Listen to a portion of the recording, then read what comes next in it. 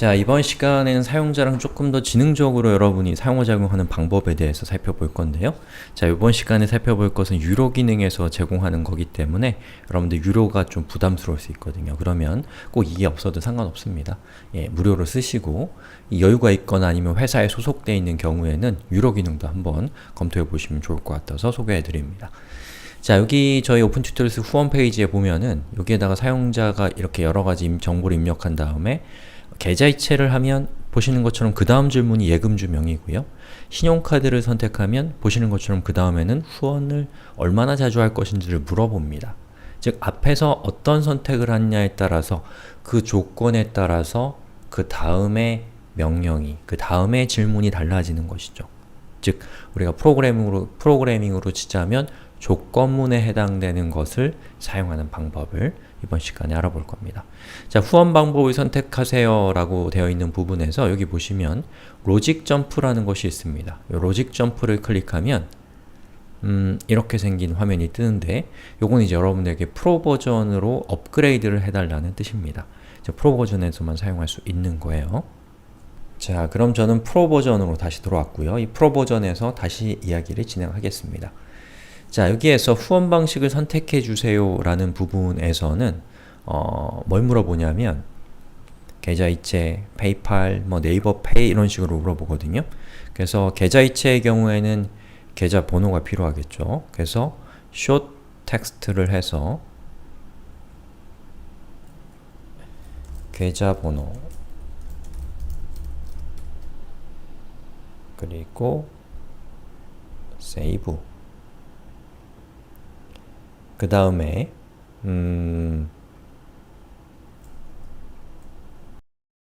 만약에 페이팔을 선택하게 되면 정기적으로 후원을 할 건지 아니면 1회에 후원을 할 것인지를 물어볼 수 있겠죠. 자, 그 경우에는 이렇게 해서 멀티플 초이스에서 정기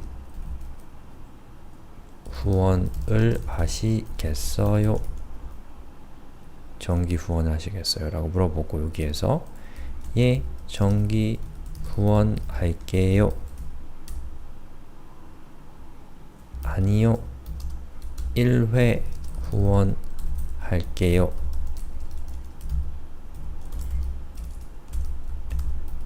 자, 이렇게 하고서 세이브 됐죠?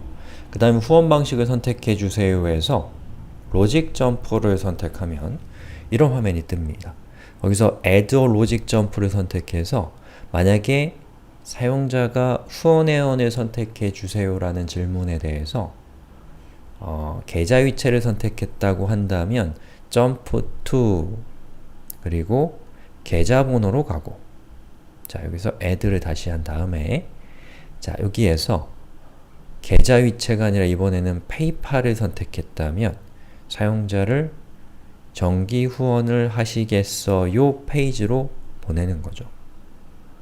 그리고 네이버 페이라든지 이런 것들을 고려하지 않는 걸로 하시죠. 그리고 이 두 가지 경우에 해당되지 않는 경우는 언제나 어디로 보낸다 라는 것을 사진을 올려주세요로 보낸다 이렇게 선택을 하는 거죠. 자, 그리고 세이브 버튼을 누르고 확인해 보면 자, 한번 해봅시다. View my type form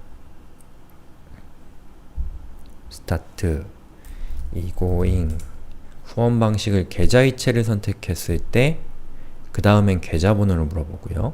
페이팔을 선택하면 보시는 것처럼 정기 후원을 할 것인지 아닌지를 물어보는 화면으로 가게 됩니다.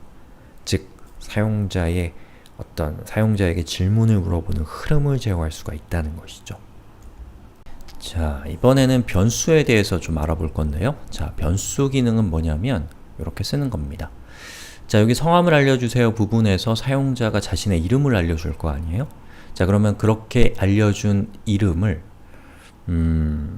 요 계좌번호에서 표현해 줄 수 있습니다. 무슨 말이냐면 이 디스크립션을 켜고요. add variable에서 성함을 알려주세요 해서 입력한 입력 결과 뒤에다가 님의 계좌 정보는 안전하게 보관됩니다.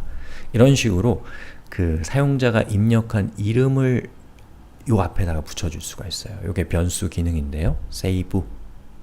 그 다음에 view type form으로 들어가서 start. 여기다가 egoing이라고 하고 계좌 위치를 선택하면 보시는 것처럼 egoing님의 계좌 정보가 나옵니다. 만약에 제가 여기에다가 최유빈이라고 하고 계좌 이체를 다시 하게 되면 이번에는 최유빈님의 계좌 정보를 안전하게 보관합니다. 이렇게 나오죠. 즉, 이 부분이 변수 처리가 되어 있기 때문에 앞에서 입력한 정보에 따라서 이 뒤에서 물어보는 부분을 훨씬 더 사용자 친화적으로 커스터마이징 할 수 있다는 겁니다. 자, 이렇게 해서 타입폼의 두 가지 프로그래머블한 기능, 첫 번째는 조건문에 해당되는 기능, 두 번째는 변수에 해당되는 기능을 살펴봤는데요. 어떻게 보면 우리가 코드를 통해서 그 코딩을 하는 것이 익숙하지만 자, 그런 것 말고도 이렇게 블록 방식으로 사용자 친화적으로 코딩하는 이런 것들도 엄연한 프로그래밍이라고 할 수가 있겠죠. 그래서 이 타입폼이라고 하는 서비스는 상당히 여러가지 면에서 좀 재미있는 서비스입니다.